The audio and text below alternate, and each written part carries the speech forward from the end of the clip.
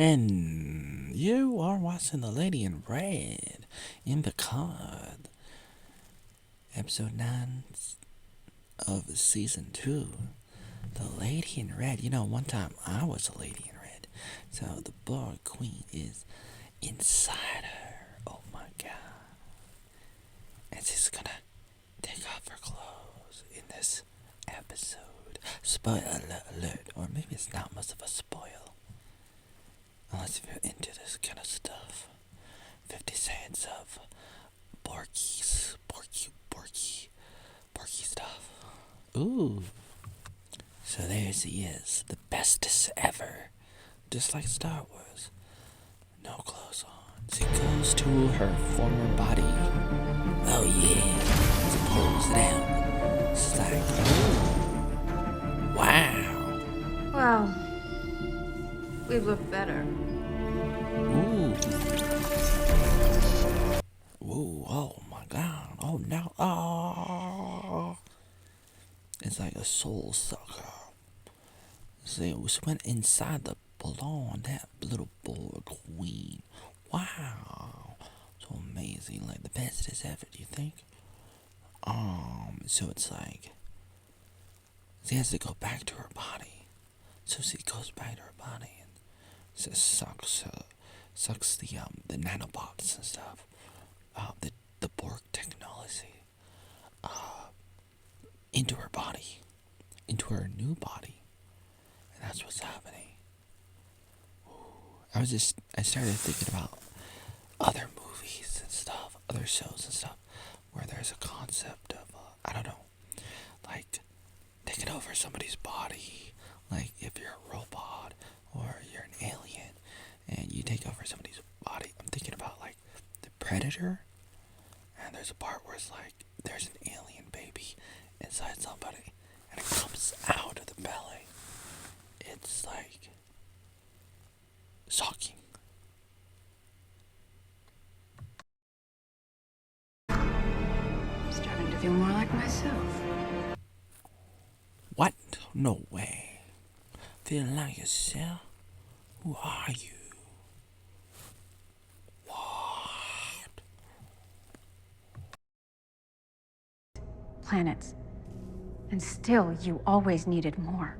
Perfection takes time, dear. This was never about perfection or evolution or any of that bullshit. It was never enough because you're just like me. Lonely. You're just like me. Lonely. Lonely. This part is pretty good. I'm interested, and I find this back and forth between the blonde girl and the Borg Queen to be interesting. I like it. I like it a lot. Maybe not a lot, but no. I'm interested. This might be the best part. And that's not saying a lot because the show is pretty terrible. But this part is interesting because there's a little bit of a conflict. Wow, a conflict. Wow, and it's pretty good. So it's like I really like the conflict between the blonde and the Borg Queen, and it's like the Borg Queen is still keeping her alive. It's like there's a part of the blonde girl who is still alive in her, deep inside. But then she wants to try to take control of the spaceship, but she can't because she needs a password. And she's like, I'm gonna get it. I'm gonna get it out of you. I know you're inside my brain because I took over your body. And I'm gonna get that password, get control of the spaceship, and then take over the world with the Borg and all the people I assimilate. But the blonde's like, I memorized the password. No, wait, no, I didn't do that. I put it inside the body. I put it inside this holographic projection of Elnor, the guy who died. That guy, the guy who was like Metal Gear Rising. the character who's like cutting people up with a sword, that guy. So it's like I put the password in him, and he's not even a robot. He's like the doctor in Star Trek Voyager, who was a hologram. So the hologram has the password, but the problem is the hologram doesn't even have a chip, which the doctor on Voyager had. He would walk around with this little computer thing because a projection needs a home, because a projection needs to come out of a projector, of course, you know. And if there is none, then where's it coming from? If it's coming from the computer, then all you have to do is take control of the computer, and then you'll have control. But if it's not coming out of the space of a computer, then where's it coming from? It's literally a hologram that's running around with no home. And I guess like if you're on the holodeck, it's understandable, I guess. But even then, it didn't work that way, because the holograms on the holodeck were just projections. They were just projections coming out of the computer. It was VR or AR interactive virtual reality, where you go into the room and you see everything as if you're in virtual reality, but you're walking around. If you ever seen Star Trek Next Generation, you know what a holodeck is. And they walk around with other holograms, but only in that room, except for maybe a few episodes where a few escaped and found a way to do it, but it's very hard to. And so in this show, they make it normal, but it's not normal. And you gotta have a computer chip that holds the information, the file of the hologram has to be in the chip, but it's not, or they're not talking about it. So I don't know what's happening. But as you can see on this picture, the Blond Borg, it's not happy. Alright, so they're at war. The Borg Queen and Picard and the captain dude, the other guy with the beard, who kissed the Mexican lady who has the son. So he gets shot, and Picard beams him away and says, well, he might die. Even though it's like, we're all gonna die. Everybody's gonna die. The whole space-time continuum is gonna self-destruct, which is something that Doc McBrown would not like from Back to the Future. He's like, he'd totally hate that.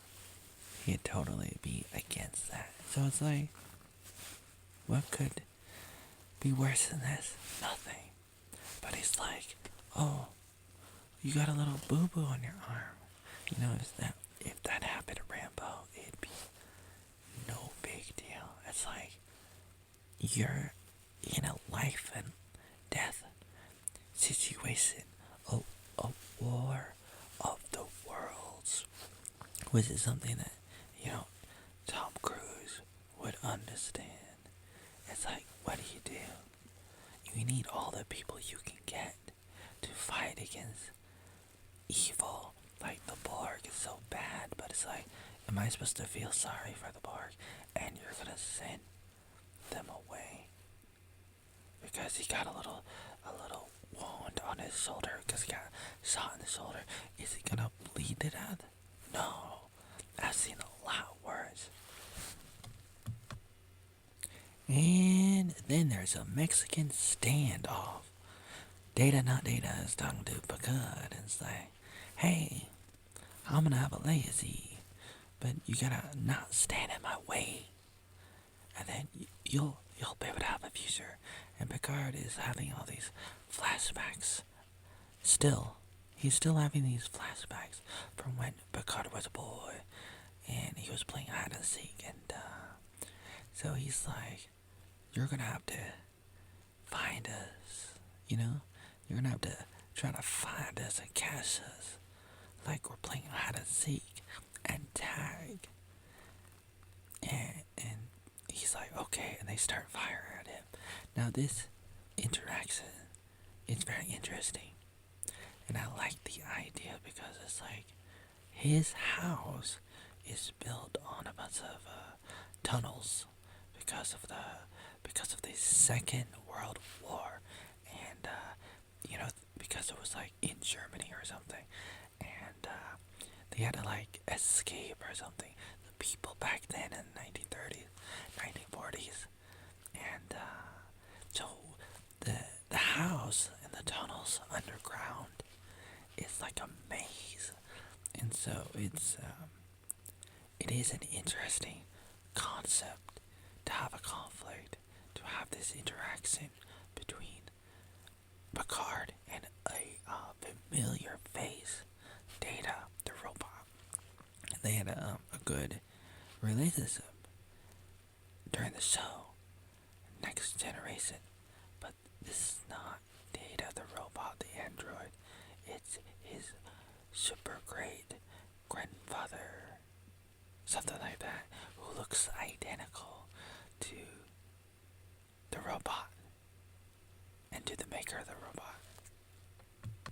Little Picard says it's dangerous. You're my light, Jean-Luc. The light that always draws me out. So, old Picard is like 100 years old. He's really old. And he's trying to remember, how do I get under the house? So he's having more and more flashbacks. And he's remembering when he was a boy. And his mother is like, "Get your own light, your own life and everything. And find your way down. And find me. Find me, young Jean-Luc Picard." Oh my god. 709's like, "We're not getting out of this." But the black girl's like, "Oh, don't you want to be a queen? A captain." And she's like, "Sorry, but, my last captain tried, but failed because Starfleet wouldn't let me because I was a Borg, even though, Janeway tried from Voyager to help me become a captain myself, but they were like, no."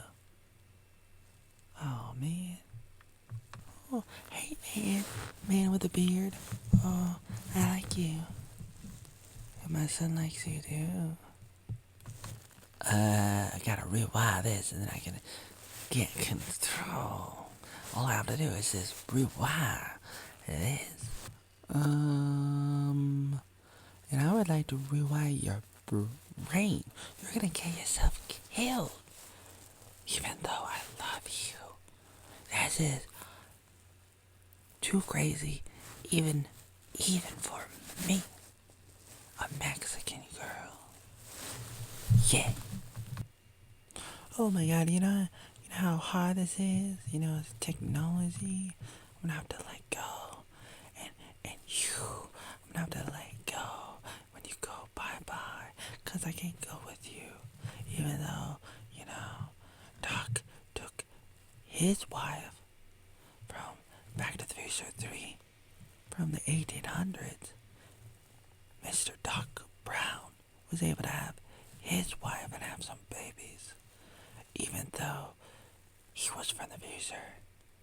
I can't do that. I can't do that. Ah, you're not gonna stop me. I'm the gingerbread man. Actually, so they fight. Eleanor fights the Borg Queen, blonde girl, and it was pretty good.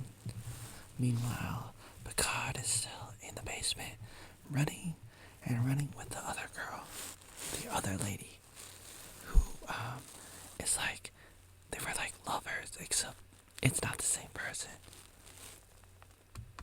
Ooh, big snake came out of the Borg Queen, and right through 7 of 9, right through her gut. In this or any other universe, you always lose. That's why you fight so hard. Ooh, that's hot. Ooh, that's hot, as Will Smith would say in YouTube Rewind. That's hot. It's pretty good. I like that. What's it saying right now to the Borg Queen? I like that. I do. And I'll tell you what, for the words of Princess Thumbnail Leia from the Thumb Wars, Star Wars parody. Good is good, bad is bad. Your badness will never overtake our goodness. Good, bad, bad, good, bad, good, bad. That's what it said, something like that. That's my paraphrasing. It's a great movie parody of Star Wars. You gotta go check it out. It's called Thumb Wars. Thumb Wars. And it's really funny. That's what I'm thinking about when I saw her, the blonde, talk to the Borg Queen. It says, like, in the end, the good guys win and the bad guys lose. Unless if you're watching Dexter Morgan in season 9. In that case, everybody loses because it sucks. It sucks balls. It sucks terribly. And I love Dexter. But this, I can say, they ruined it. Just like Game of Thrones and Star Wars and Star Trek and the ending of Breaking Bad is okay. It's okay. The ending of The Expanse is terrible. Oh, Rob, what you gonna do? What you gonna do, brother? Says Hulk Hogan. I'm gonna keep on watching this episode of Picard because I'm retarded. Retarded like Picarded. Picarded, retarded. Retarded, Picarded. What am I saying? I'm losing my mind. Hey, Borg Queen, I'm a blonde girl. I'm gonna tell you what. You're afraid to. You're scared to. You want connection too, just like us. You want love, just like us. And you want transhumanism. You want to live forever. You want immortality, just like the globalists do. Wow. Except what you do is you force people to be a part of the Borg. That's terrible. How about you ask people nicely? You want to be a part of the Borg? Let them decide. Just like a epic rap battle of history. You want to be a part of the Borg? You decide.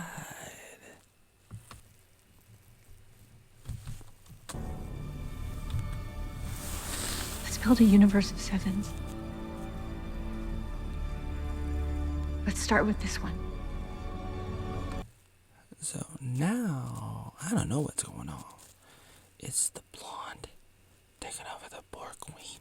Or is the Borg Queen using reverse psychology to get the blonde to be okay with being a Borg Queen?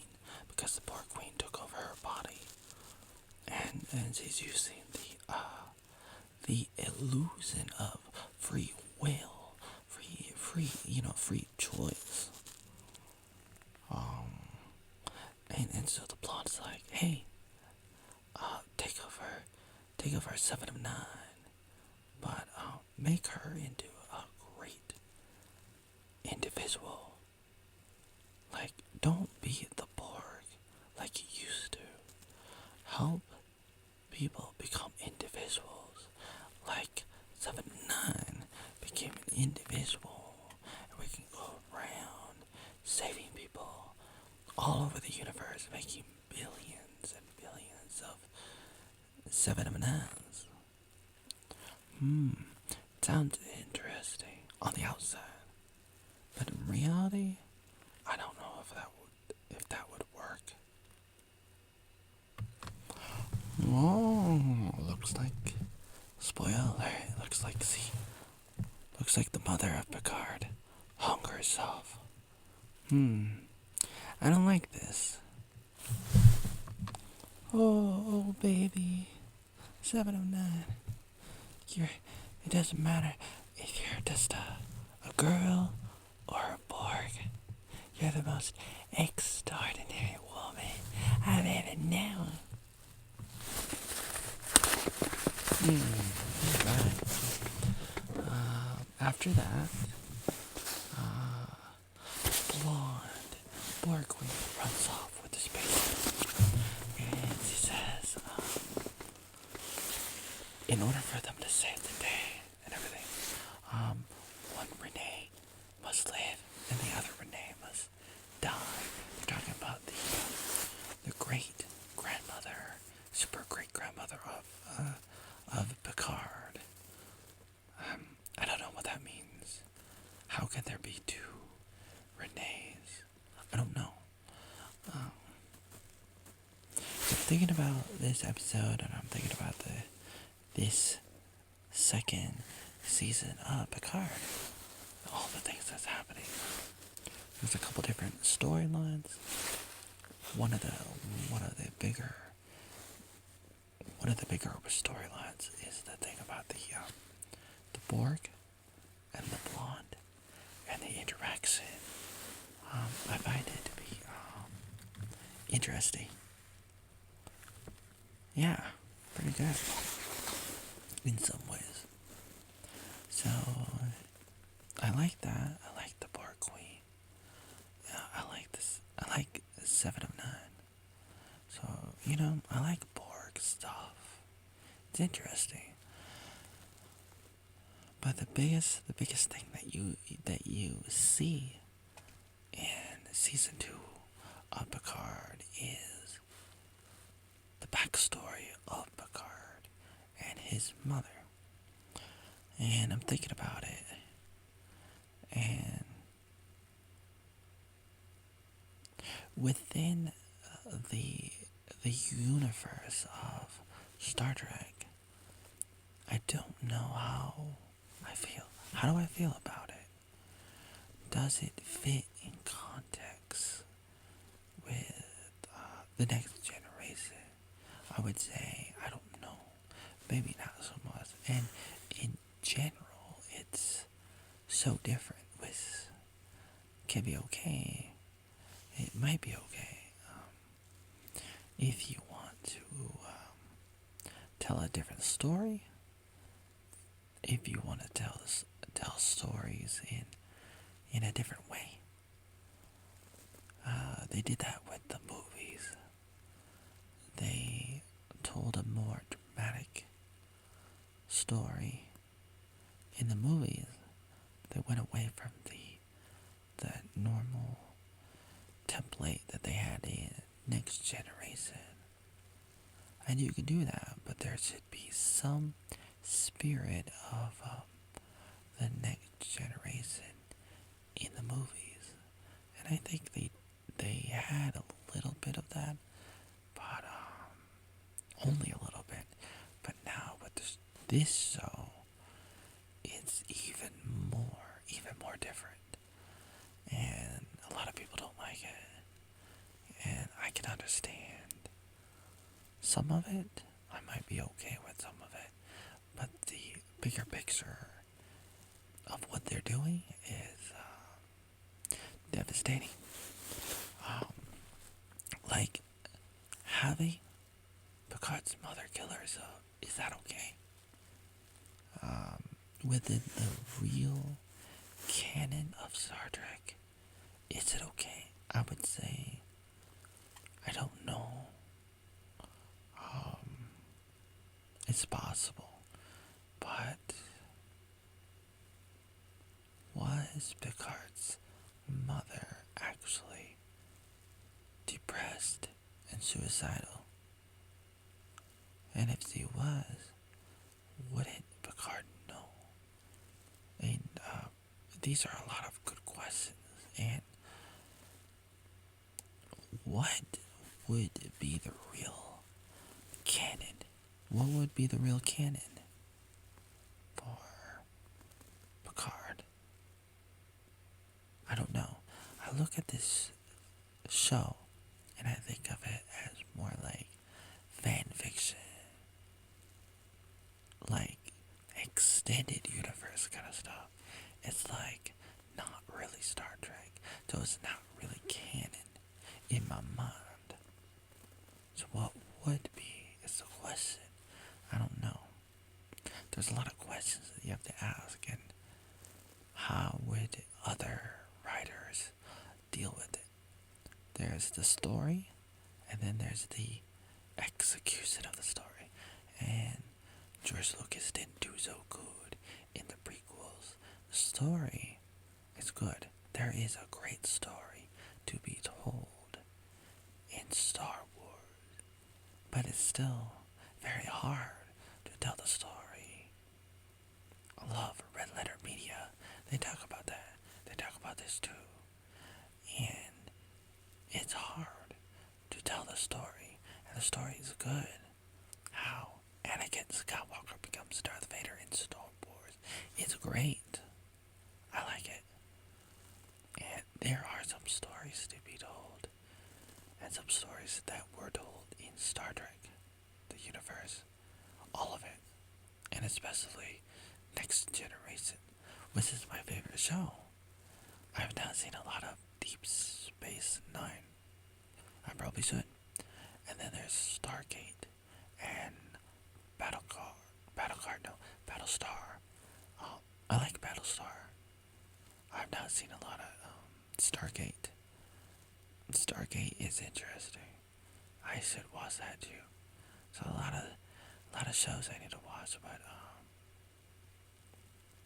there's a lot of questions I have. I don't have answers yet. I need to think about it, and maybe I should do more research. I should investigate and think about it and ask around, what do you think? But with that aside, the idea of a mother killing herself, committing suicide, is interesting. Isolated from Star Trek in general, it is an interesting concept, and the story was told in a pretty well way, like in a pretty good manner. Like, it's interesting, and I'm fascinated. I'm curious with a lot of stuff. There's a few moments that is pathetic. There's a few things in every episode that's stupid. Kind of like when the black girl and 709, they hop in the police car and they're driving backwards. 709 is driving the car backwards. That's in a previous episode, a few episodes ago. That's stupid. And these stupid moments happen in every episode. You have these stupid moments and stuff, and I don't know what the writers were thinking. The overall story might be interesting, and to me it is, because I'm curious intellectually and emotionally and socially and whatnot. Like, I care about the franchise. I care about Picard, so I think about it. And the story is interesting. The execution of the story, not so much. Sometimes a little bit, some scenes, some parts of the show it's interesting. And isolated by itself, the story of Picard's mother is pretty well done. Pretty well done, like steak. Pretty good. But does it fit in the real canon? Is it applicable? Does it belong? That I don't know. Isolated, it's cool, it's interesting. But within the context of the canon, of what should be the canon, I don't know. I don't know. Is there another episode? Is there an episode 10 of season 2 of Picard? I don't know. Please tell me. I'm gonna have to look it up on Wikipedia.